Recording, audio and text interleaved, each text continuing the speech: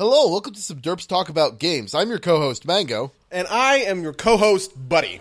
And today we're going to talk a little bit about strategy games. But before we do that, Buddy, why don't you tell the folks at home what we do on this podcast? On this podcast, we like to talk about games. You know, it's pretty simple. It's pretty straightforward.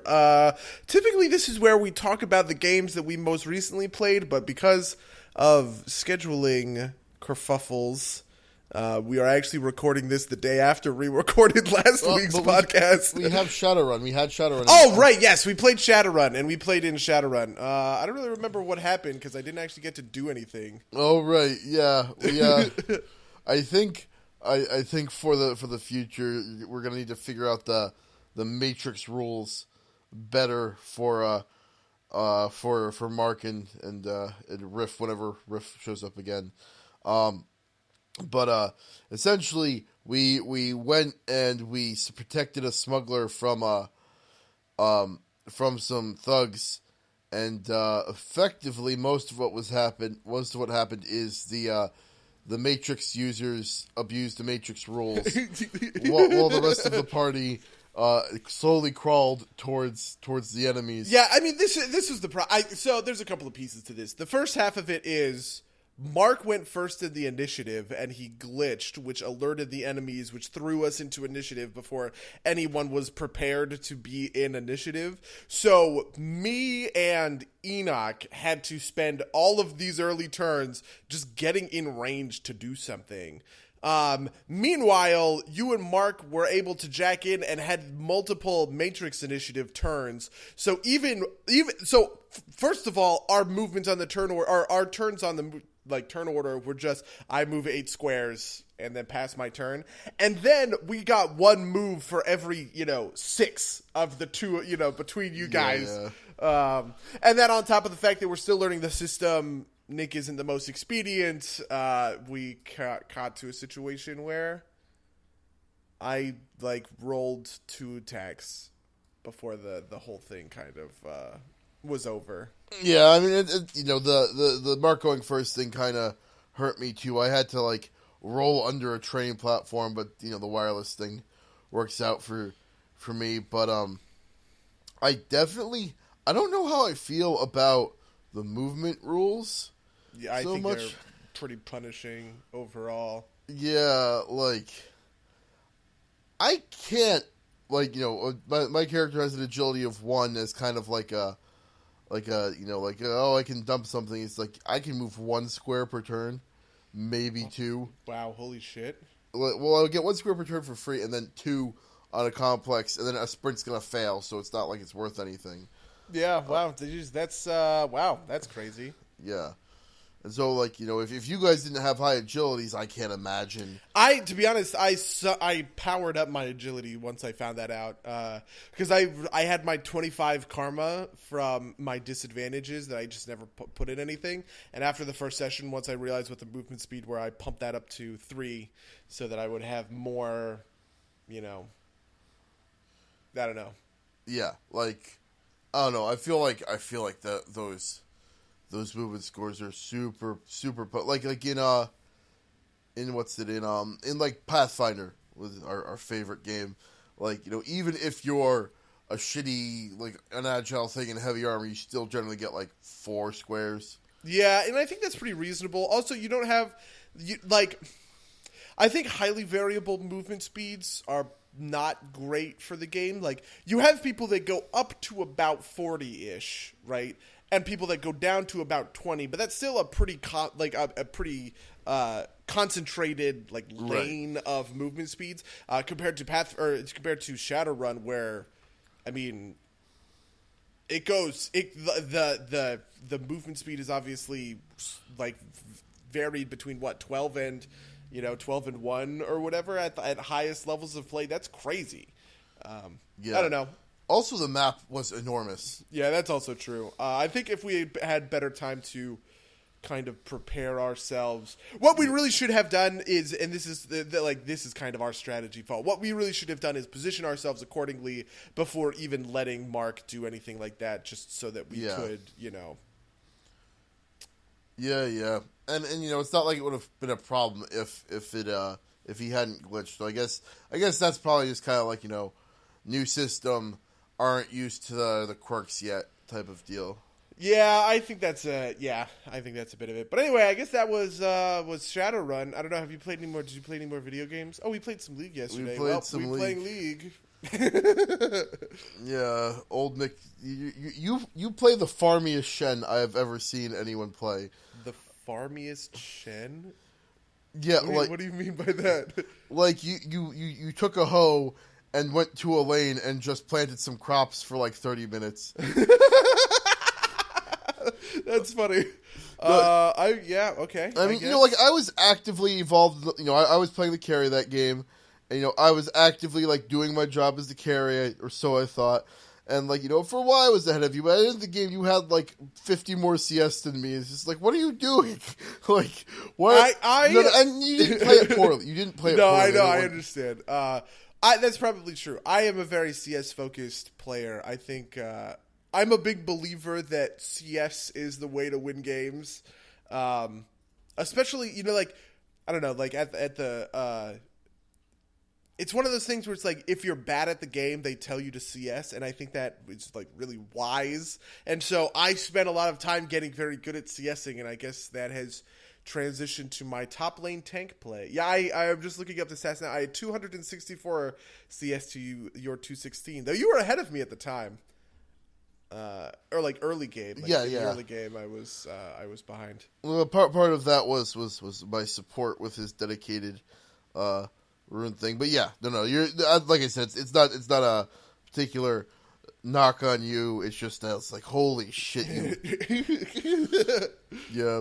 Although the Shen worked out, you saved my ass quite a couple of times. I do. I really enjoy this new Shen. A bunch of my friends have been. I have some friends who play the old Shen, who like played a ton of the old Shen, and they got kind of bent out of shape when the changes were announced and the changes came through, and they're like, "Oh, Shen is garbage now." But I actually think that he's better now. Because you can proc the proc on the shield of your passive is so good. It's so good. Late game, you just get shields constantly, and they have to chew through an extra 1,000 HP worth of shields in order to kill you. And I think that maneuvering Shen into kind of this hyper tank zone at the expense of the fact that he can just sit there and throw Qs with no issue early game, I think is totally fine. Yeah, I think I agree. Like I haven't played a ton of the new Shen, but I liked him about as much as I liked the old one. Is the big thing is having map awareness, using your ult well, and that's still there. So I think the soul of that champion is still there. I enjoyed it very much. But yeah, League of Legends patch notes dropped today. There's some nerfs coming. There's some buffs coming. But we're not going to talk about League of Legends. We're not going to talk about League of Legends. We're talking about strategy games because we fumble for ideas on episodes sometimes. We both do very much love strategy games. It's true. That is true. Honestly, I think I've always billed myself as a hardcore RPG lover because they tend to be the most story focused, character focused. But I actually think strategy games might be my secret favorite, in the sense that there's a lot of RPGs I don't like, but man, just good strategy. Ugh, it's tough. I really, really like strategy games. And I play lots of them. All of my most played games in my Steam library are basically entirely strategy games. They also lend themselves to that type of play style of multi-100 hour. Yeah, that's definitely true. Honestly, I'm not really sure where exactly to start this, because the reason we started talking about this was because yesterday on the cast I said something when we were recording the cast, because we were recording it yesterday inside baseball. Yesterday on the cast, last week on the cast, I said that certain strategy games just it's a grapple hook, right? And it just sinks into me and pulls me in. I just can't get the fuck out of them. But certain other ones, I just 5 hours, 6 hours, it's enough. I'm good. And I have a tough time kind of interrogating why that's the case. Because even as I look in my Steam library and I'm my Europa Universalis 160-hour playtime, or my Civilization 5 220-hour playtime, for like each one of those, or like my Total War Rome is 136, my Total War Attila is 30 hours. For each one of those, I have Endless Legend and Endless Space, which has 37 minutes, Endless Legend 6 hours in total. I've got games that are like, the Age of Empires games, which I bought because I remember them being really good, but I've played 5 minutes of Age of Empires 2, and I've played 35 minutes of Age of Empires 3. And so I don't really have a good sense of why that's necessarily the case. Is that an experience that like you feel when you think about strategy games? So I think on the most surface levels, just kind of jumped out at me when you said it, is like, for me, like Age of Empires is a real time strategy game. I'm a big turn based guy, and the Paradox games are slow enough that I can get behind them. But I do definitely know what you mean. Like, Sins of a Solar Empire is another very, very slow game that I always want to love and always try and get into. It's just like, Whereas, like, with something like Crusader Kings or Europa Universalis, my mouth works, I just totally in there. And like I'm interested in kind of maybe digging into why you don't like Crusader Kings versus Europa Universalis, because I love Crusader Kings. But on just from that kind of surface level, do you think that the real time strategy thing, how do you feel about that versus like turn based games versus like these slower real time strategy games? I have a couple of feelings. Where do I want to start? Okay, so I have a couple of feelings about this. I've also got, tons and tons of hours in StarCraft and StarCraft 2, which I think are both, obviously really good strategy games, really good real-time strategy games. I don't think I have to, I don't have to prove that to anybody, kind of thing. I think when it comes to excuse me, when it comes to real-time strategy versus turn-based strategy, there's something of real-time strategy wants the time factor of it means all of a sudden efficiency, like time efficiency, is a really big important thing, right? If someone could pause, if I could pause StarCraft 2 and I could issue all of my, like in Europa Universalis, I could issue all of my orders in a, you know what I mean? I could micro by pausing the game, going back and forth between pausing the game and unpausing the game in order to get my micro done.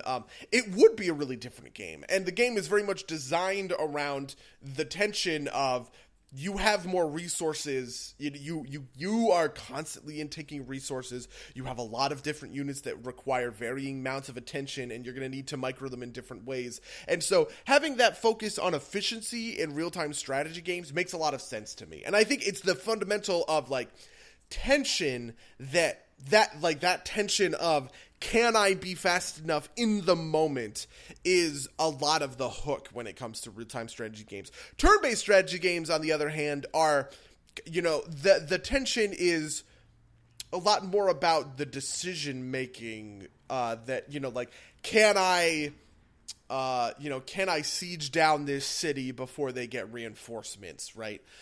Can I block their path to my archers? Can I, all of those kinds of decision things. And I think that this is kind of what leads to, save scumming kind of stuff. It's what leads to the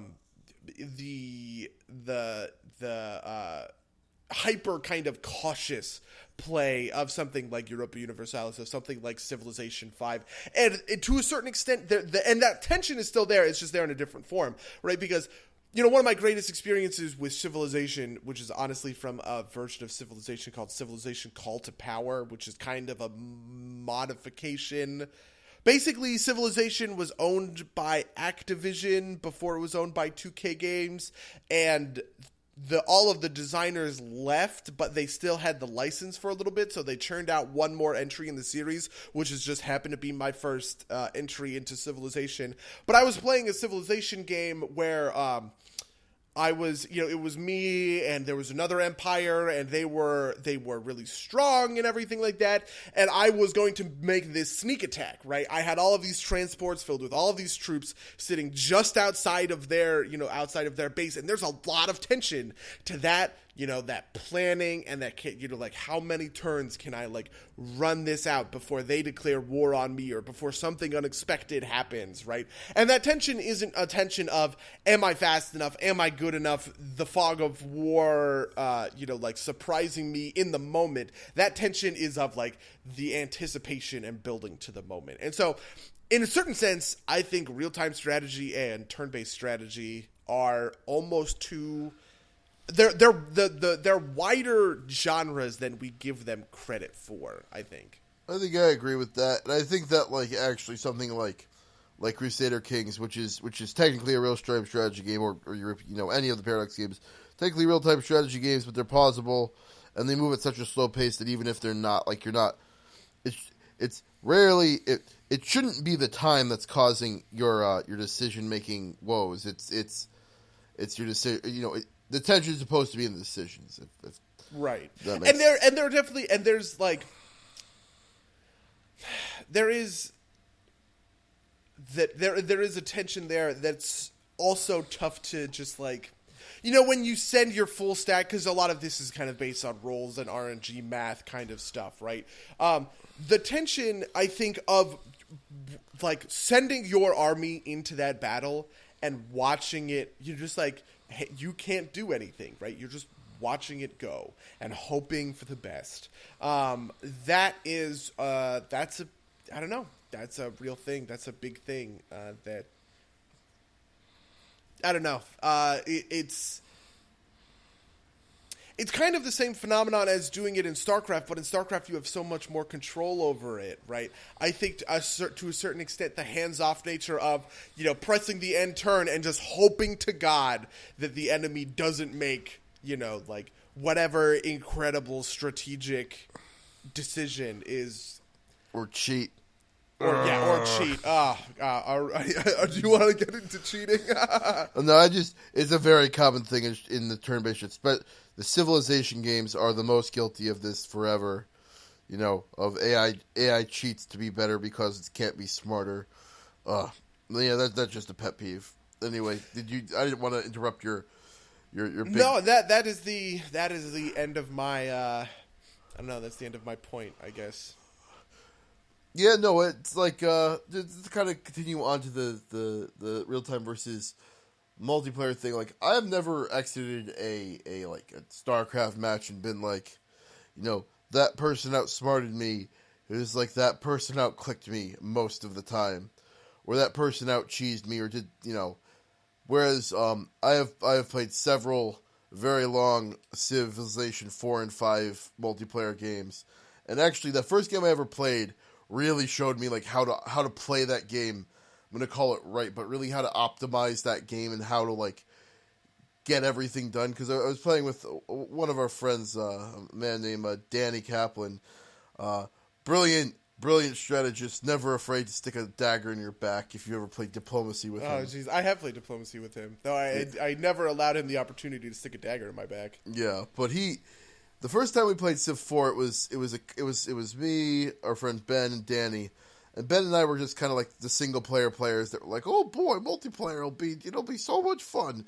And then at one point we all like we're sitting in our friend Danny's room and taking the turns, and we're kind of like watching what each other is doing, and it's like Ben and I would take like 2 to 5 minutes a turn, and Danny would take like 15. We're like, well, what is he doing? It's like, you micromanage every single square, and you make sure that you have the most hammers possible, and you like switch your policies like this, and then if you use slaves, you can rush this, and you can beat the enemy out to everything. And then he trounced the fuck out of us.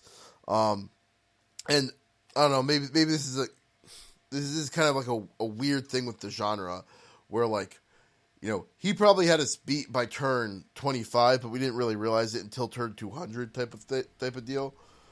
You know, you ever get that feeling? I get that feeling CGP Grey had a video where he said something very minor, like he was making a reference to it, where he said, the game of Civilization has nothing to do with the players and everything to do with the map, and I definitely feel that, because I feel like I have won and lost more games off of clever or shitty city placement, way more than I have off of like, I don't know, you know, like wartime strategy-ish plays, right? Sure. I think the thing I was trying to get more to, or like hit more on, was that like the consequences of your actions won't immediately come back to bite you in the ass, but it will, you know, down the line be very apparent that that's what fucked you in the ass. It's just that it'll take a long while for it to eventually kill you too. Yeah, sure. That's a little bit of what I mean, right? Like, at the end of the day, I feel like I win and lose wars because I placed cities in the right places. I see what you're saying. And I got the hammers, you know what I mean? And so, like, it has less to do with the fact that I positioned my archers correctly and more to do with the fact that, you know, at the core of it, I had 5, you know, really power-producing cities that just was able to wreck this guy. And that's not universally true. There have definitely been times, you know, I think everybody who's played Civilization has been in this scenario before, where like you hit your unique unit in the context of like, I'm playing Japan and I get my samurai and I just go on like a brutal fucking rampage and I just conquer like the map based on that, right? And that isn't a city, you know what I mean? Like, that isn't this city's thing. That does have a lot to do with strategy, and I'm sure plenty of people have done that thing where, like, you know, one unit holding out has kind of has turned a war around or stopped a counteroffensive. But by and large, I think at the end of the day, most of Civilization is decided by, you know, did you place cities correctly? Yes, no. Like, okay, wow. Well, you boiled Civilization down to one mechanic very, very quickly. Do you think it's less like that's one of the games you said you've got like hundreds of hours in, right? Yeah, it's probably. I think it's my most played game. Had 222 hours. Huh. How many hours do I'm actually curious now how many hours I have. I probably have less than you. Sid Meier's Civilization 5. I have 172. I play a lot of games, to be honest, when it comes to Civilization. Civilization is another one of those games that I like to play with like Netflix on in the background. I see. Because you can you know what I mean? Like, when Superman fights General Zod and I just want to watch the fight scene, I can just watch it. You know what I mean? Like, I don't have to. It is never like pressed for my attention, kind of thing. Yep. But also, I've completed a marathon game, which was honestly brutal. But I play Epic is my timetable of choice. So I just in my old age, I have stopped caring. Like you know, like you said, Civilization cheats terribly. I find the AI terribly boring, so I usually only play with people, and you can't play anything besides quick with other people, because otherwise it just takes an infinite amount of time. Yeah, it definitely does take fucking infinity. It's actually funny because I do think the difference between marathon, epic, and standard and quick is staggering, because people don't think about it, right? Like, a lot of stuff scales, and that's just fine, right?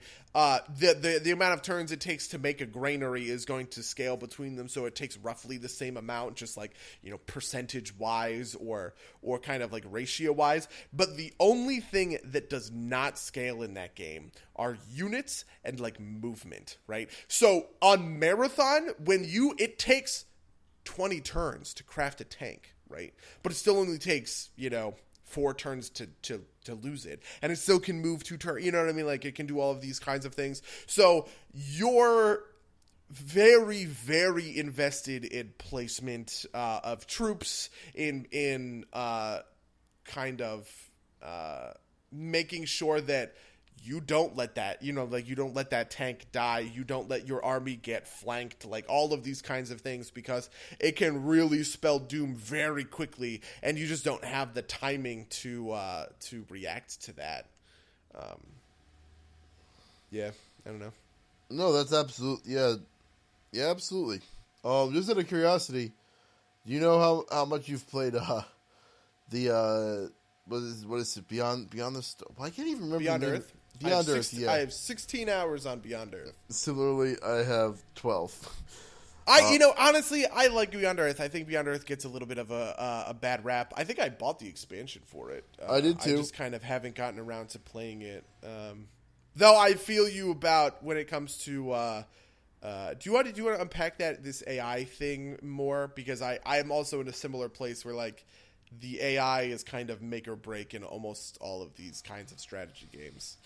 Yeah, well, so at least particularly so I have not had these problems with the Paradox games, which are the other big set of games we're talking about, right?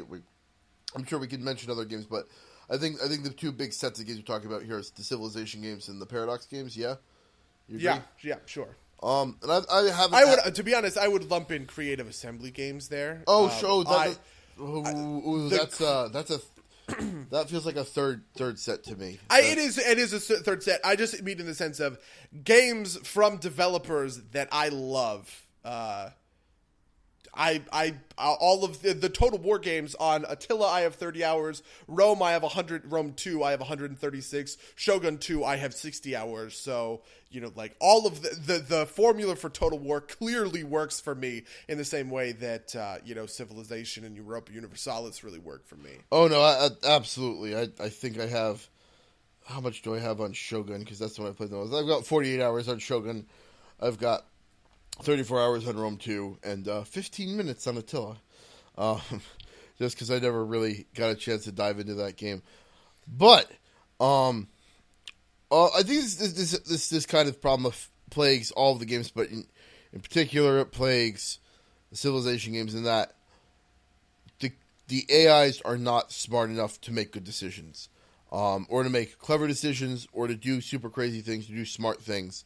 And so, instead, when you up the difficulty or something like that, the game literally makes them cheat. Or doesn't make them cheat, just gives them extra resources out of pocket, gives them extra happiness, it gives them essentially impossible scenarios so that the AI isn't beating you on, say, like, outplaying you. It's literally just playing the same way, but has way more access to it's basically what I want from the game is for the 2 of us to be on, like, equal footing, but what the difficulty, like, rating in some of these games is just whether or not you start in a giant hole or on top of a hill, right? Like, that's all that it feels like to me. I think the AI in Europa and the Paradox games in general is better. Yeah, absolutely. I have a similar phenomenon in both where honestly I have a similar phenomenon in all 3 games when it comes to AI where the AI is competitive in a mid-game sense. Early game, they're okay. They're not super aggressive, but they're doing their job. Mid-game, I'm contending with you know what I mean? I'm fighting the AI. They're making not necessarily great decisions, not necessarily bad decisions, but it's competitive. And then eventually I kind of, like, break through that threshold where I just become, where all of a sudden now I'm super powerful and I basically have the entire game on lock because the AI can't come back. That has 1,000,000% happened to me in a lot of these games. I have not finished a lot of games just from that phenomenon alone. I tend to get kind of just bored at that standpoint once I break through that wall. Though honestly, like, a lot of this is also kind of I make stupid decisions almost on purpose sometimes. Like I'll make big risky plays, and just kind of like hope that it works out. Declare war against the bigger civ, or the stronger nation in Total War or something along those lines. Or I'll take I'll make a risky play in Europa and just hope they don't like backdoor my capital kind of things, with kind of this unspoken agreement with myself that like, these things could not work out, and I could, and if that happens, I'm not going to save scum, and I'm just going to have to kind of deal with that. And that is, so that kind of mitigates it a little bit. Huh. See, I don't think I've ever gotten to that point. I definitely never gotten to that point in Crusader Kings 2. Got through that kind of like breakthrough point. I think I might have kind of sort of gotten to there in EU once, but I'm not sure because I left that game on the table at some point just because I didn't have enough time to play all the games because there are too many games to play forever.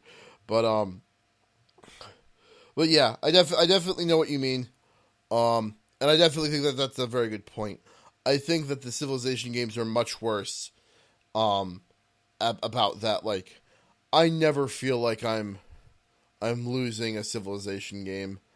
I guess mostly because I know that it's just full cheat scaling that I just have trouble. I have trouble playing on any of the harder difficulties with any seriousness. But well, see, yeah. See, because I've gotten to that break point in Europa Universalis, but Europa Universalis kind of masks that because there are so many different ways to kind of come out ahead in that game, to like really like beat that game. My favorite, I play a lot of Spain, like Castile into Spain. Honestly, just because it's my it's my heritage. I don't know why, but I like that. Where I play Spain and I go very, and so, the first time I played Spain, I did okay. There's some kind of weird rules about how stuff like this works around. And some of the systems, even though I am ridiculously powerful, I am so much stronger than Portugal. I can't beat out Portugal because, of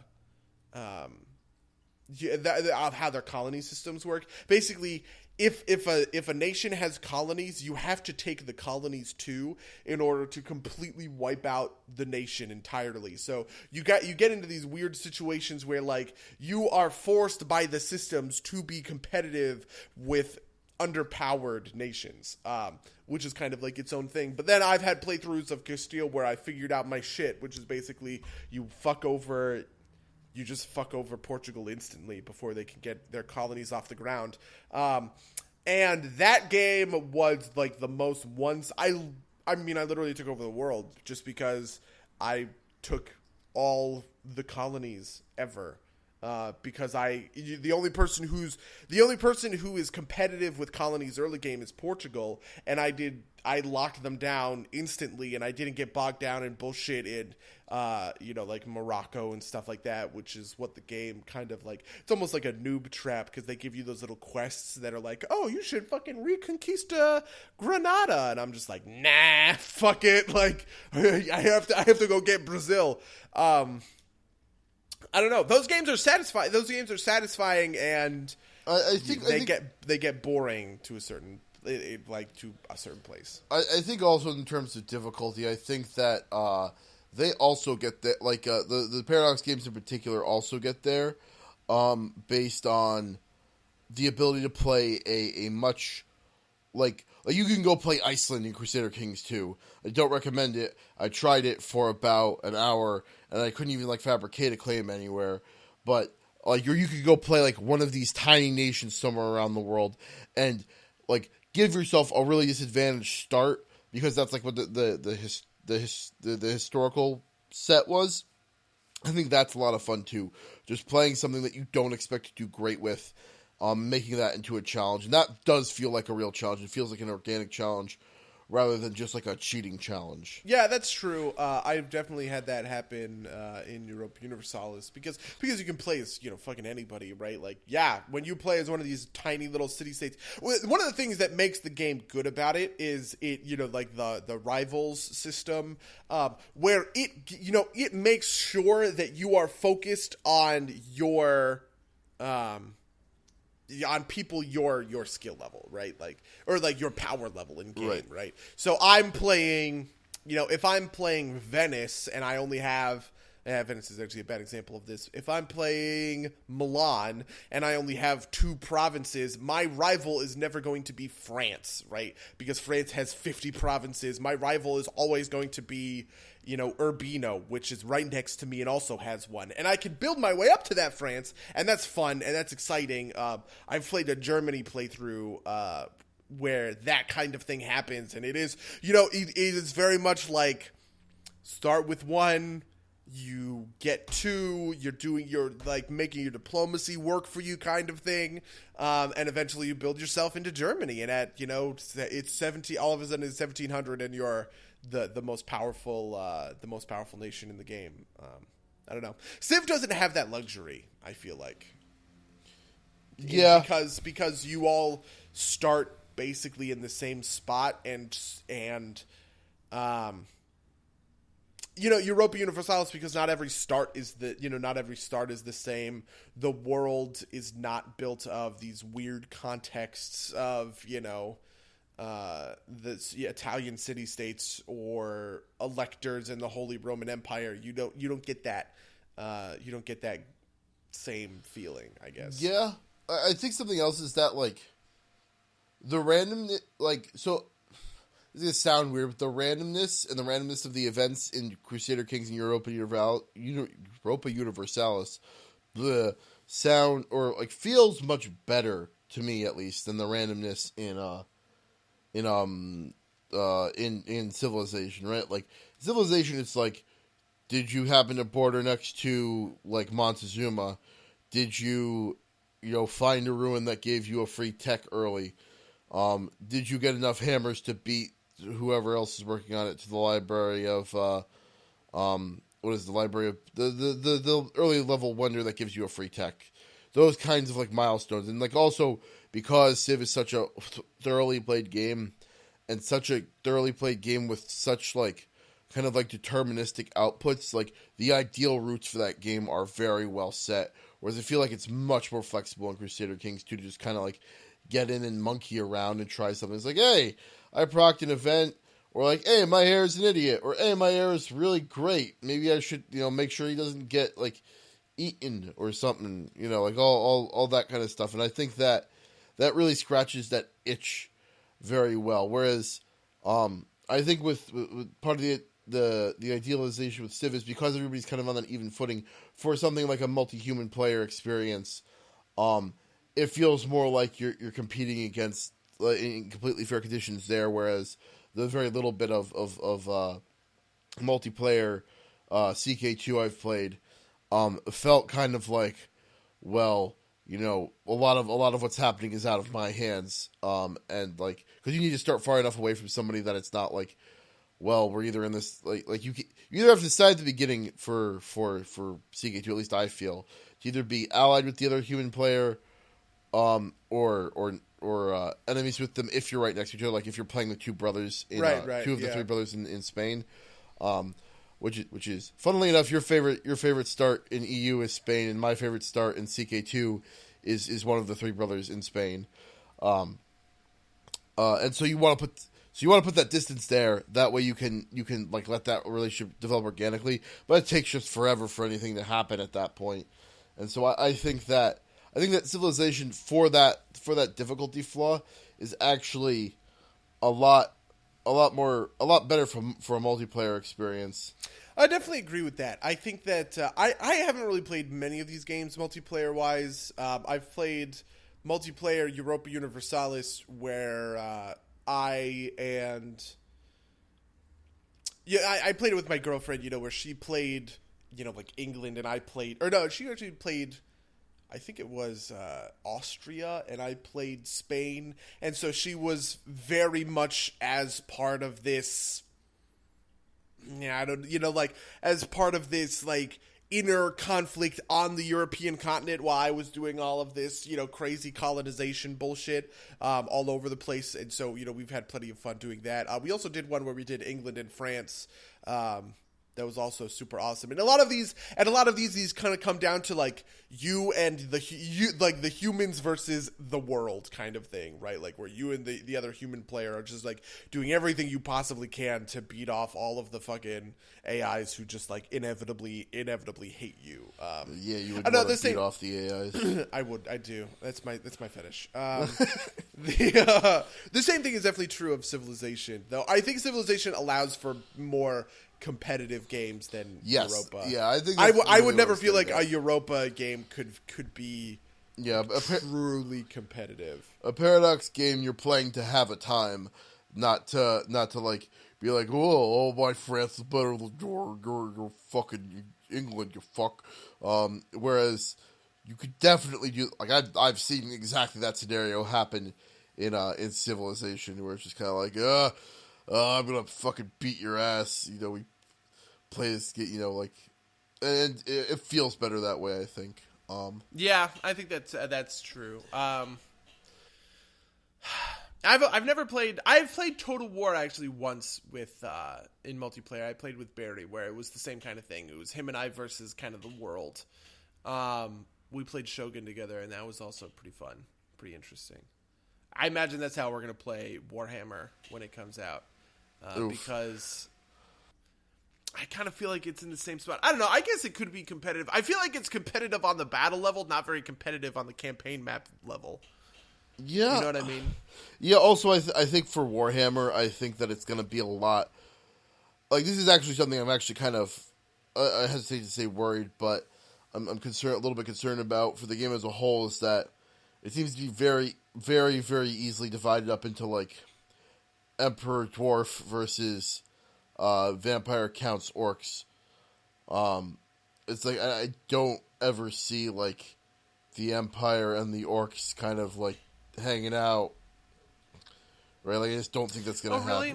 I actually think that totally could happen. I think that totally could happen. I think that that's a real thing. I like the idea of the Empire allying with the Orcs and just kind of using them as this rabid dog, like this rabid dog ally to go like run nuts, or the Vampire Counts and Empire kind of enter into an alliance of opportunity kind of thing where they are surrounded by one another or by enemies, and they have to band together. I think those kinds of mechanics happen in all these Total War, all of these Civilization games without too much trouble. Oh, so I'm particularly concerned about Total War because I don't think there's enough variables in play. Maybe there will be. Maybe I'm underestimating rather the number of like individual racial factions, but like. One of the Orc leader's abilities is better relations with the undead, and that's like two of the factions tied at the hip right there. And then there's the other two, which are the traditional good guys too. So who knows? Who knows? Maybe. Yeah, I mean, I think that could happen. I just feel like the mechanics of these games allow themselves for. Absolutely. In the same way that Rome and Carthage can ally in Total War Rome, even though that historically makes no goddamn sense. Sure. That happens. I also think to a certain extent, when it comes to Total War, that. I think, like, the threat of civil wars is going to be, like, a bigger deal. You know what I mean? I can see Balthazar Gent, or whatever that guy's name is, allying with the Vampire Counts to get a leg up over, Karl Franz in the Empire territories. That makes a lot of sense to me. See, I am almost certain that specific example isn't going to happen. I think nameless head of non-player faction might enter with the Vampire Counts, but Balthazar Gent and Karl Franz are always going to be on the same team, I think. Which I think is just from what I've seen from like the demo gameplay and whatnot, I think that's what's going to happen. I think that's kind of like what needs to happen because the game has a more of a narrative bent than the other games do, and there's obviously not a lot of like named characters in in Shogun or Rome. Like there are some, but they're not so important as to be like have their own storylines like they do in Total Warhammer. And so I don't know. I see that's interesting because I think that if we were talking about 10 games, 7 out of 10 would probably have Karl Franz and Balthazar Gent allying, right? That makes sense. But I think that those 3 games where that doesn't happen are not negligible. So I think I don't think it's possible in the engine for that to happen. Is what I'm saying. Wow, that would be really weird. Yeah, that's what it looks like to me. It looks like Total War games thrive on really tiny, minor factions, right? It is a cornerstone of the design of these games, and it's a cornerstone, right? That it has to work. It has to be there for these games to work, right? I don't think you can excise that and have these games work with just you can't just start the map with 4 people.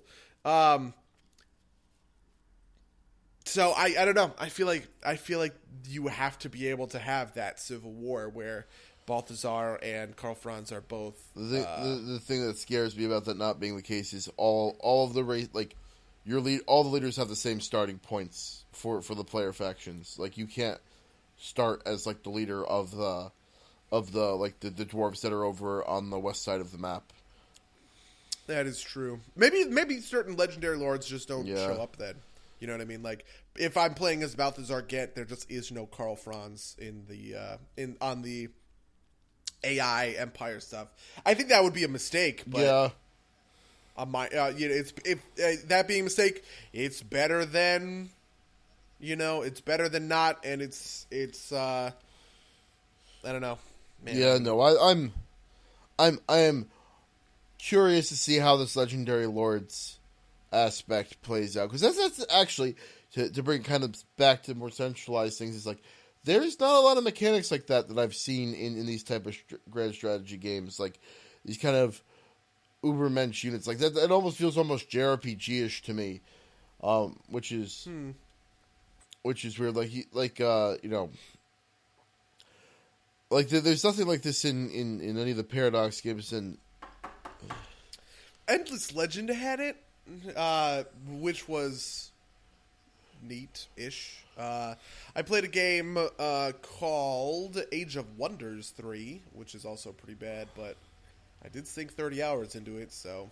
I remember... I see what you're saying, like a hero... Yeah, you know what, you're right, These have hero units.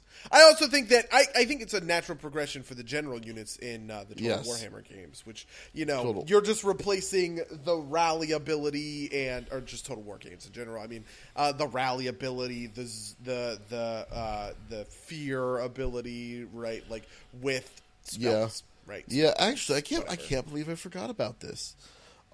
This is actually a feature of one of my favorite strategy games of all time. Heroes of Might and Magic. I played the shit out of 1, 2, and 3 when I was a kid. I have played a couple of them. They're not as good. Ones. I don't love them. I don't think they're great. I don't think the new ones aren't great. I had fun, but 3 was a game, man. I played it because when I had for those of you who don't know, I had GameFly for a very long time, like the Netflix service where you like get the get game discs in the mail, because I had a shitty computer and I owned an Xbox, so that was how I played all these like crazy Xbox games. Is I just GameFly'd it every month and I churned through games. But one of the things that they had was like Netflix Instant, they had free games that you could download and play on the PC, and one of those games, they had a whole bunch of them, like Heroes of Might and Magic. So I played Heroes of Might and Magic 5 years after it was released, or just whatever the timing was. Yeah, no, unfortunately later games not super great, but I think that's actually an interesting excuse me thing is that I think hero units really fundamentally changed the way these types of games play, and I think like the generals are kind of that in the Total War games, but I don't think they actually go nearly that far. Like, it's some of the more the more serious like general based games. Have you played a lot of these types of games with hero led armies? Not except for, I guess, Warcraft 3. Right, and that's I guess that's not that it's not analogous. It's just it's pretty different, but that's the closest thing I think I could think of to a hero-led army in that context. I mean, StarCraft has this too, to be honest. When you play StarCraft 2, Heart of the Swarm, for instance, you almost always have Sarah Kerrigan as a hero unit. So yeah, so I just kind of thinking about it. I think it's a very dangerous thing for the type of game because it ends up being kind of like a set of RPGs rather than like, and drifts away from the actual strategy elements. Because I played a ton of games like this. I played Age of Wonders Shadow Magic. I've played Heroes of Might Magic. There was a Sierra game, Lords of Magic, I think, that all kind of uses. Oh my god, I totally know Lords. I remember Lords of the Realm, but I think you're mentioning. Yeah, it's a game. Is it called It Lords might of be. Magic? It's got like seven. It's got like 7 different races, and like most of them are like elemental based, but some of them might be like. I always play as the Lightning Dudes because I always play as the Lightning Dudes, but like it's very similar hero-led armies, and you try and take over the map, and you try and hit the map.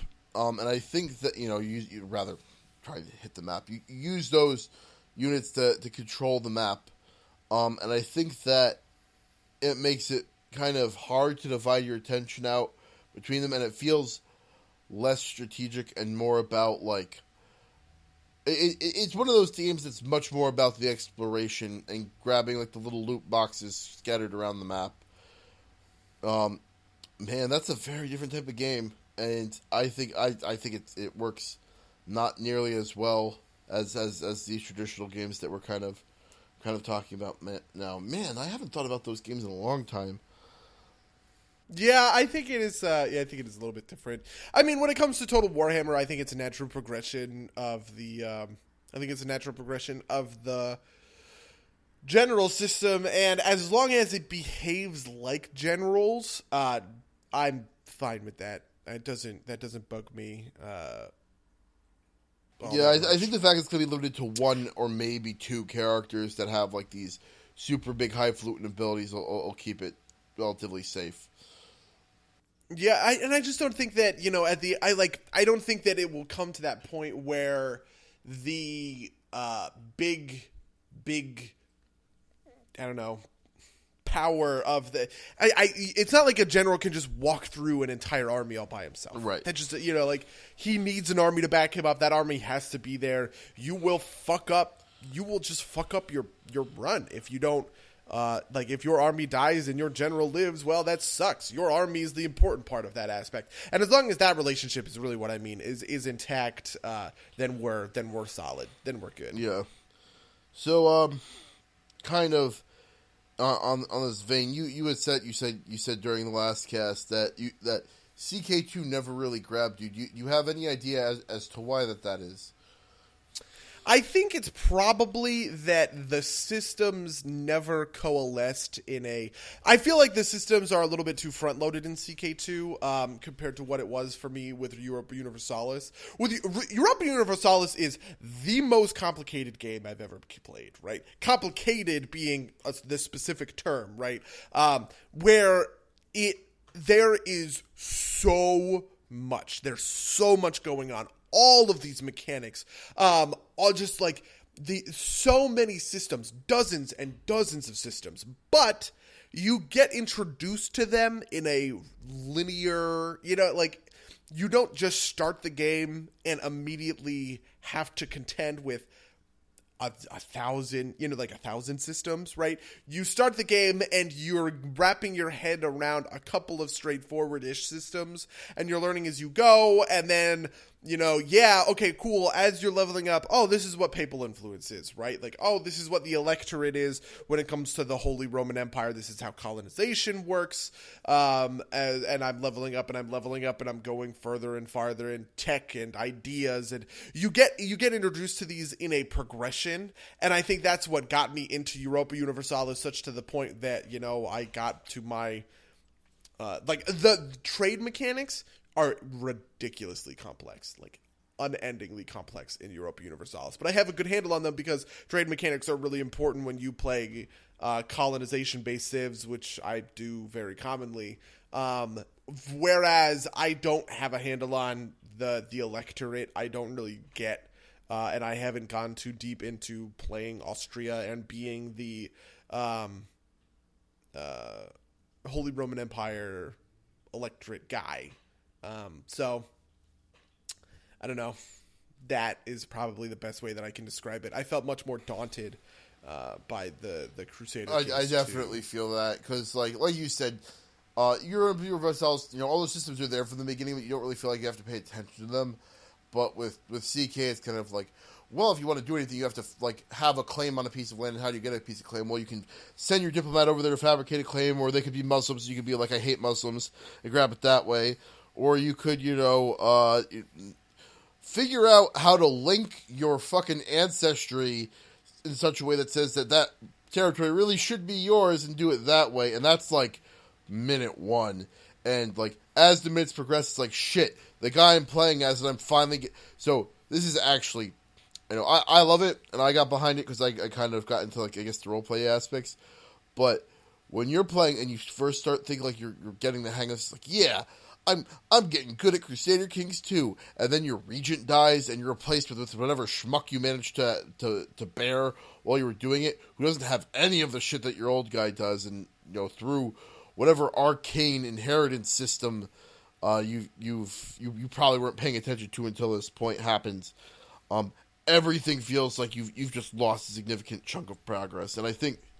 I totally get that for Europa Universalis, and it is so much more downplayed in Europa Universalis because there's a little bit of that, but really at the end of the day, it's just kind of who's your leader, who's not your leader, and so leaders, just like a mechanics thing for people, leaders have an administrative score, a diplomacy score, and a military score, and these are really important because every month you gain that score amount as one of these three things, power, which is a really big resource in the game, right? And so I have been so fucked by I've had a 665 regent, ruler or whatever, and then I'm in the middle of this war, and we're doing, oh, great, fucking wartime, and then he gets replaced with a 200, and you're just like, fuck, yeah, everything completely unravels, and honestly, I really like that because it also. In the that's kind of the outlier outcome, but in the median outcomes, you get a lot of things like, oh, this ruler is 262, right? So for the next 70 years, I'm going to be really concerned with diplomacy because I just am going to have max diplomacy tech. And I think that really opens up kind of replayability and the RNG-ness of, playing a different run. This is the reason that I've been able to play Castile 4 or 5 different times in a row without getting bored of it, is because every time I'm faced with radically different contexts to the same, set of starts. Yeah, no, and so kind of get back to my point. This is even that phenomenon is so much worse in Crusader Kings 2, because in Europa Universalis you kind of play the spirit of the nation, right? You are playing Austria and kind of what that represents to everybody. Yeah. In Crusader Kings 2, you play as your king and his line. So if your king your regent dies, you get a different region and his scores change, and that could significantly fuck with how you're playing, but it doesn't overall it's still relatively stable.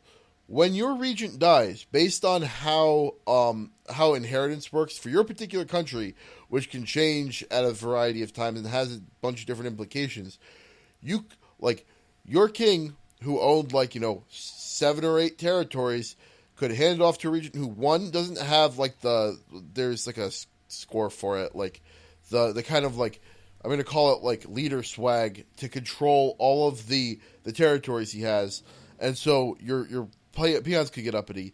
You could be in a situation where like your brothers just get a piece of your territory, so you just straight up lose that. You could just be like completely and totally fucked by so you know how you said it sucks when like your 656 drops to 200. Imagine if like the majority of the game's mechanics were based on that, and you jump to a shitty heir. It is, it's and I guess I can understand why you never got into it, but like when that first happens to you, you're like, oh my god, how do you ever do anything in this game? Because I spent fucking uninstall. The first time it happened to me, I spent the majority of the second ruler's life just trying to sort out the problems that remained out of the first ruler's life. Especially if one of the worst things is that like if your leader's relatively long lived, then like your second leader probably is gonna be 50 something when he inherits the crown, and then he doesn't have a lot of time to figure shit out. That totally that has fucked me before in Europa Universalis. The worst part too is because you have a very limited set of ways to control how heirs work. But I've been fucked in runs because my king is 70 and then he dies and passes to his 50-year-old son who doesn't have an heir, and you're like, well, shit. Yeah. How do I force an heir to happen, right? And you just don't have those options, and then that guy dies, and it's a war of succession. Just all of this bullshit. I don't know. I love these mechanics, and I hate these mechanics in the same breath, because I do think they keep me on my toes. They keep things really interesting. I'm always really engrossed. I love it when this shit happens to my opponents, right? God. This kind of stuff I don't know. I don't know. It's tough. Honestly, Total War also has a lot of mechanics like this when it comes to the Shogun or your family in Rome or whatever. This particularly sucks in Attila and Rome. Because you spend all of this time getting General McBadass to rank 10 or whatever, and then he dies, and then all of a sudden you have to replace him with a 1-star general who's just gonna get shit stomped. That is endless frustration. My Total War Attila run where I played as the Vikings, which is awesome. I really enjoyed that run. I had a really badass, I had a really badass Viking fucking leader, and I totally just got destroyed in this one offensive where I was wrecking this country, and then my leader died, and I didn't have the general, I hadn't trained up a replacement general, and so all of a sudden my army was in the field with no general, and he got wrecked. Oh, it's brutal. But that's the game. The games we play. But I think it's because it's also really fun when I send my super powerful assassin and I assassinate their general and then attack while they don't have a new before they get the chance to nominate a new one. That's really fun and that's really fun. That feels great. So you've been talking about Rome, right? Rome 2, I presume, right? Yeah, that's Rome 2 and Attila, and honestly Shogun. These are all. So back in the day, I used to play this is how obsessed I was with Rome 1. I would play. I didn't get to play nearly as many video games as I do now because I had parents that were like, "You should do things that aren't video games." And so I would play Rome 2, and then when I wasn't playing Rome 2, I had from the box, the physical box, I had the map of the region, and I had the map of the region pinned up on my bulletin board in my room. And when I wasn't playing Rome 2, man. I was planning out my offense. no. Like, I had thumbtacks in Oh, all Christ. of my, like, own places, and I was like, and then I'll go here, and then here. It's like, planning out my strategies in my downtime. That way I could get right to the killing, or, or the execution when it happened. But one of the things I did was a central part of that game was the interaction with the Senate. And there was a faction that stood in Central Italy called SPQR that had some special properties to it. But I trained up some assassins, and at some point I was like, oh man, if I can kill the head of the SPQR, then I never have to deal with them again. And so I just spent I assassinated 40 different members of the SPQR. Oh my god. I just because they couldn't catch me. I just stood there and kept assassinating them. They kept I guess pulling from lower ranks of the family to fill the position. It never. I always kind of wanted the. I thought the faction would just kind of dissolve. No, it just kind of stood there, and I remember being very disappointed because I was I crafted this master plan and trained up these assassins, and it's still the biggest thing is that game AI being less sophisticated in that time than it is now. It was a huge stack of units with a nice leader on the top of it. So even without the leader, it was still well, this is a big ball of units. And I don't know, did you ever play Rome 1, buddy? No, I have never played Rome 1. When Rome 2 was going to come out, I was the Rome 1 was on sale for $5. Oh man, I love this game. And I had right before that played a bunch of Shogun 2. It was when I was a kid, I would always auto resolve my battles. And then I started playing Shogun, and I started doing the battles. Oh man, I need to go back and show Rome 1 that I'm going to make it its bitch because I can control these battles now. And I'm I get ready, I boot it up, play as my favorite Sicilians, get into the first battle. It's oh man, time to manually control this shit. I jump in, and it's a fucking nightmare. It controls so terribly. I remember at the time when it came out, everybody was oh, this is such a perfect blending of real-time strategy and turn-based strategy. And looking back, I'm how did anybody ever play this game? It's you tell people to run inside the city, and you even have some of these problems now. But you'd be run inside the wall, and half the unit would get caught outside the wall, and everybody just stand there, and oh, that's a real problem. And so the rule for that game. The rule when I was a kid, I was playing it was build an overwhelming force and auto resolve the battle. Couldn't do that against the SPQR, so I never actually killed the SPQR in Rome 1. I have I do that sometimes, where I auto resolve battles against stuff I'm just going to easily win.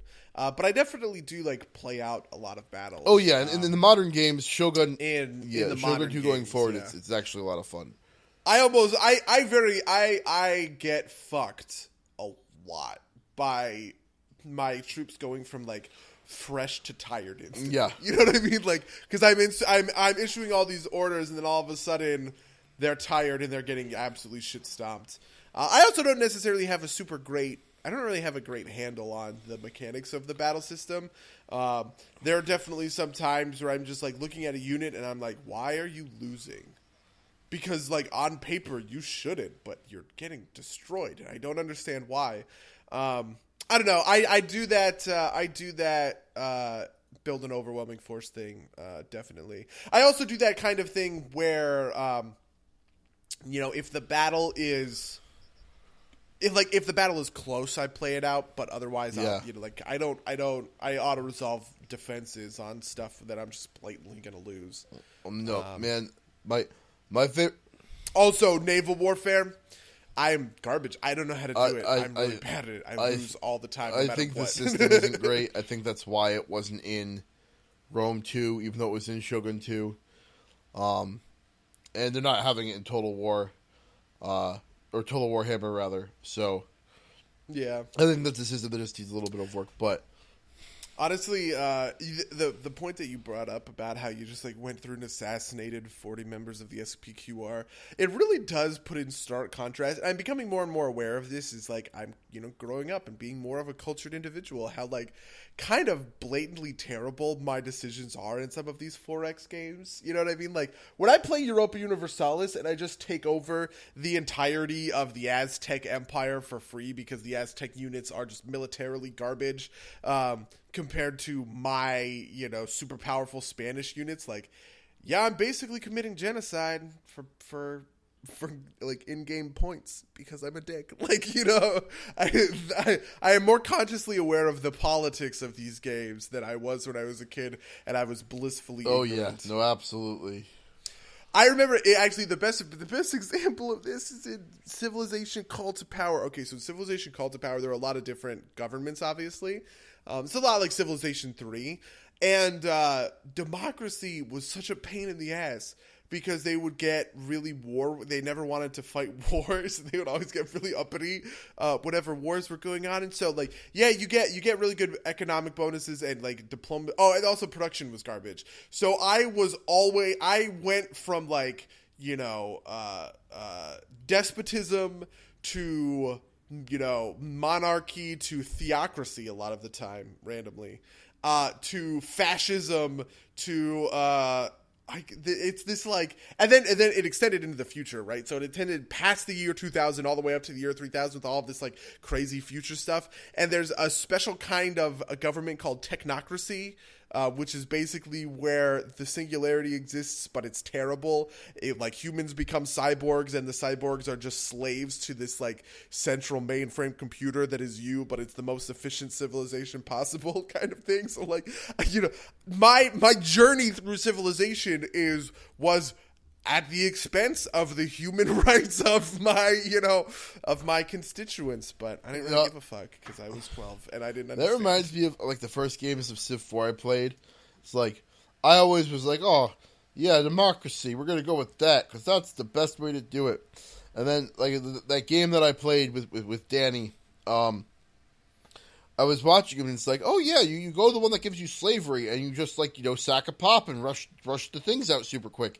And that's the way you win the game. It's like, yeah, I'm gonna fucking sacrifice my goddamn slaves so I can get more stuff. Fuck you.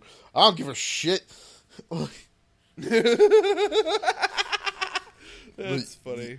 It's a little bit less pronounced than later games. I don't know if that's, by design. I hope it's by design. Or just it's a little bit less balanced around those like particular mechanics. Like, well, if you're a despot, you can rush things by killing people. But I don't know. I think that you're right. It's fun to kind of look back on those things and be like, well, I could go with my ideology, or I could win. Yeah, I mean, it's definitely. I honestly like the tension of it. I think it makes for more interesting. I don't know. I like fighting myself in that way sometimes. I like when I have to choose between, because this happens in Europa Universalis a lot, where it's like, are you going to be rough with the natives and execute a bunch of them, or are you going to deal with them nicely, right? And there's there's benefits to both, right? Like, you can make it out of that both ways without much trouble. It's just a matter of like, okay, well, the playstyle I'm going for doesn't really care about having good, having good relations with natives isn't something that's beneficial to me, so I do have to make that decision. Like, am I willing to be moral at the expense of winning the game? And I don't know. There are moments like that in CK2 as well. Beyond the like, well, there's some Muslims there, and I can call a crusade and get all my friends to come, which is always kind of like, it's always like a hilarious. So it's like I'm gonna fucking go kill the Muslims in southern Spain. And you hit a button. It's like, do you want to call a crusade? It's like, yeah, let's call a crusade. And like, you've got like the Austro-Hungarian Empire riding across the plains to go kick the Spanish Muslims' ass. Yeah. Yep. That. But the other thing is like, things like, it's like, oh, you got the opportunity to let females inherit, but my daughter, who's the eldest, is kind of a dumb bitch. So maybe I'll just stay with, I'll just let my son inherit it, Maybe I'll just ship his murderous younger brother off to the Covenant and we'll never talk to him again. That kind of thing. Yeah, that is, yep, I've been there when it comes to Europa. I've been there when it comes to Total Warhammer. Total War. Sometimes, Jesus Christ, yeah, I've been there when it comes to Total War, when I, assassinate children. Okay, yeah. Sometimes that's the right call. Or, whenever you take a settlement, do you occupy, raise, or enslave? Rome was particularly bad about that because the answer was almost always enslave. Because raise broke too much stuff and occupy left too much unhappiness in the city. And so this is another, this is really a little kid thing. It's that's the best numbers. And then older, it's you're not I was always why are they happier if I enslave them? It's because they don't get opinions anymore. Yeah, I actually think that's it's funny because I'm always an Occupy guy. I think that maybe this has been balanced out in the later games, but I almost always do my best to Occupy. Though that has changed because they changed the raise mechanics when it comes to Attila. What it used to be was raise where you destroy everything, but they still had ownership of the province, right? There couldn't be no ownership of a province. Every province had to be owned by somebody. It was just what state is that owned in. But in Attila, you can wipe a city off the map and that province is now empty, right? So it's actually the most effective thing that I was doing strategically. Okay, by the way, the other thing is I was playing a Civ that specifically benefited from burning shit to the ground, right? When I raised stuff, I got 50% more gold than normal or whatever the case may be. But the most effective strategy I had was to just sneak into somebody's, we were fighting a war and I just sneak in an army back there. And it's not even a super powerful army. It's not super strong or anything. It's just, and I just raise the fuck out of everything, and I did this once. There was a period of time where I had 3 provinces. I had Denmark and Sweden-ish kind of provinces. And I was up against the guy who owned England, Ireland, and northern France. And that was how I broke him, dude. I declared war, and I threw out an army into kind of the Netherlands-ish area, and I kind of baited his armies into me. I was yeah, come on, come and get it. And I kept running, and I kept retreating back until I was in my territory, and I had one army, and I had pulled 3 of his armies back to Denmark. And meanwhile, I had a set of, I had my fleet, my huge stack of fleet was just running around England, raising everything. And so it didn't matter that he had 9 provinces and I had 3, because over the course of a couple of turns, well, now now you have 5 provinces and I have 3. But the core of your, the core of everything that is keeping your armies afloat has just collapsed from the inside. And I don't know. I like that strategy a lot. It was a new thing for me because in Rome, you I feel are not pressured, but the best way to play as Rome specifically is to occupy everything. A lot of these games have the kind of the historical bias. The best way to play Rome is as Rome would play Rome, type of deal. Yeah. Though I also am just a wide player in general. In Civ 5, I almost always go the communist the order ideology, because it's built for wide play, as opposed to freedom or whatever the military one is called. Better red than dead, freedom every time. Yeah, I'm surprised to hear you say that. Yeah, but it's just because I play really wide. Yeah. That's how I like to play the game. That's actually not entirely true. I like to play like a pyramid kind of game almost, in the sense of I tend to create a 5 or 6 city chunk that is built very tall, right?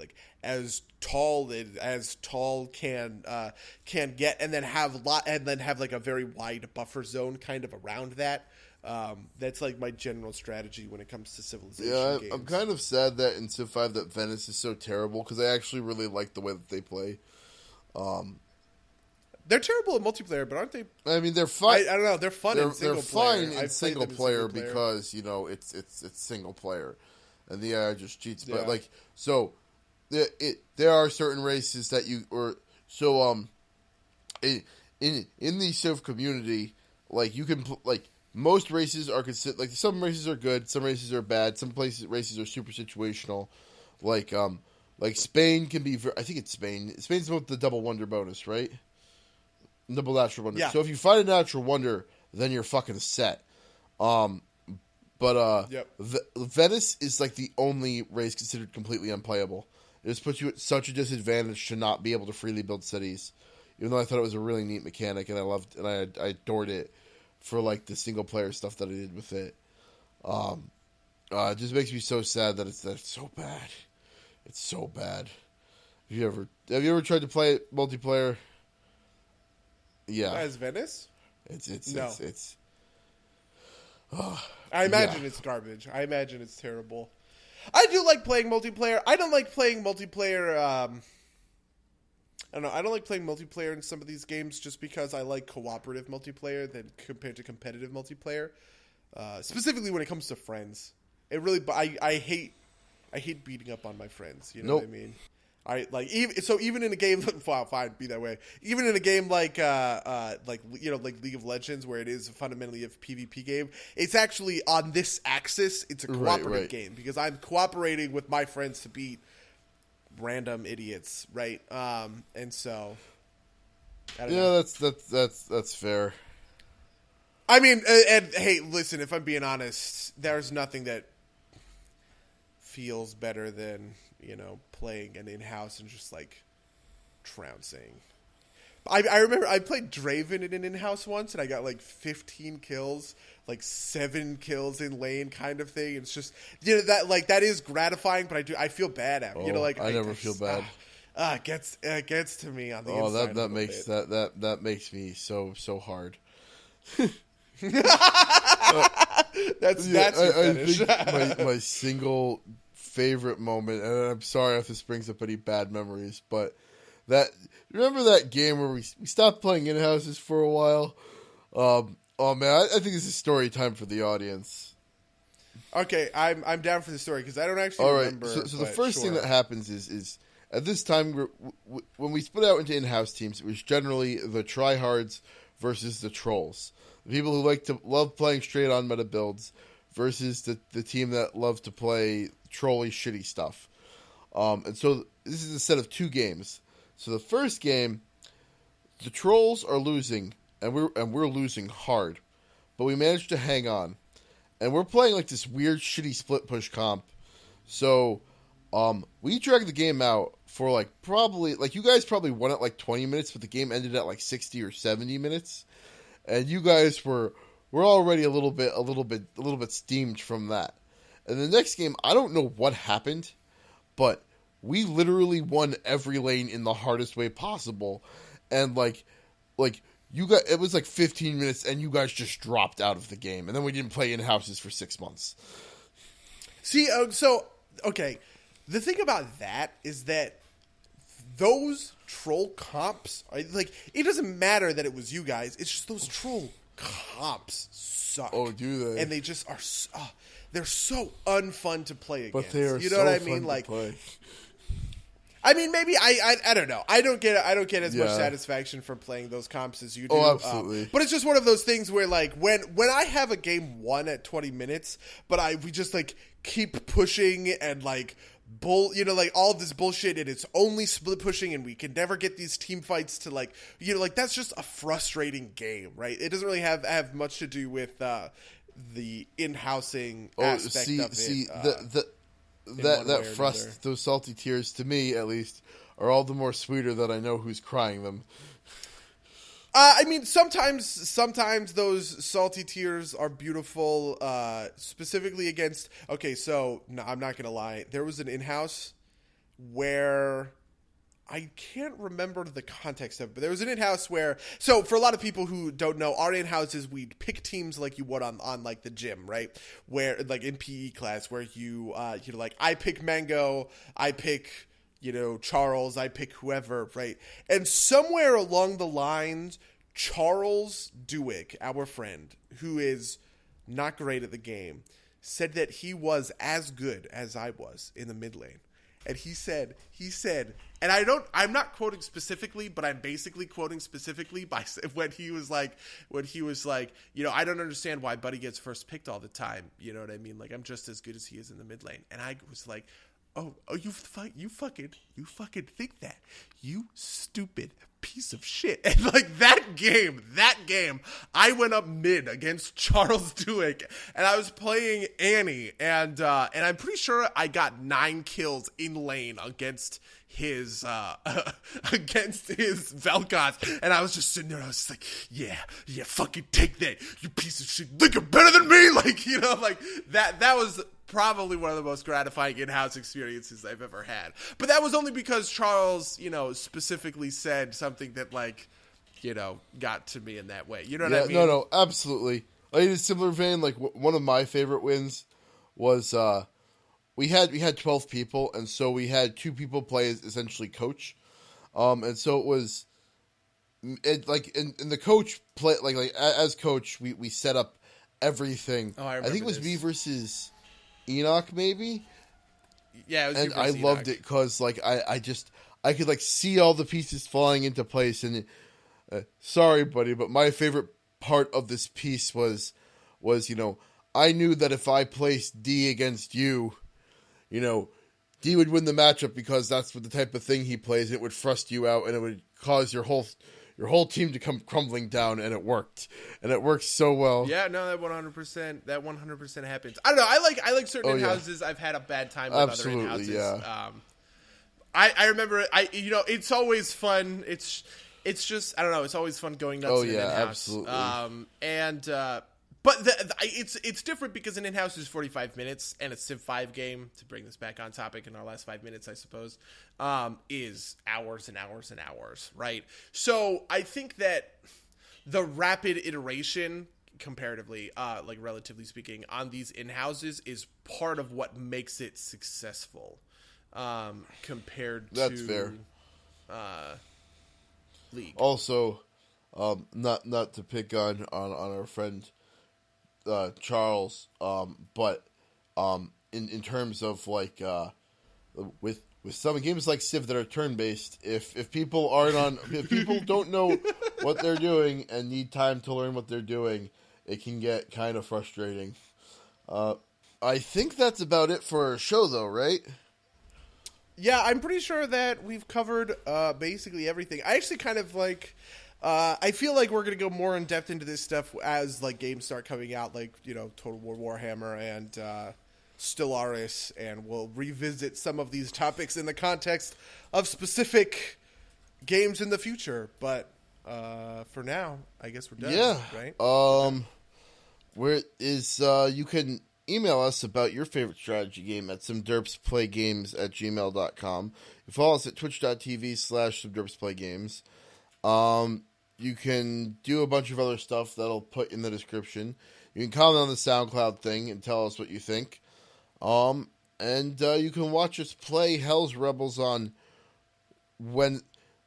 of the Rune Lords, and Shadowrun on Mondays and Wednesdays in various and sundry combinations. Maybe we'll try and get a schedule up somewhere. And try and tweet about it more frequently. But you should do that. Watch us play on Twitch. If you get behind, you can watch at least Hell's Rebels on YouTube. And I think maybe we'll start putting up Shadowrun. We'll see about that. Anything else you wanted to pimp, buddy? Nope. I think all right. Until next time, dear listeners. Until next time. Farewell.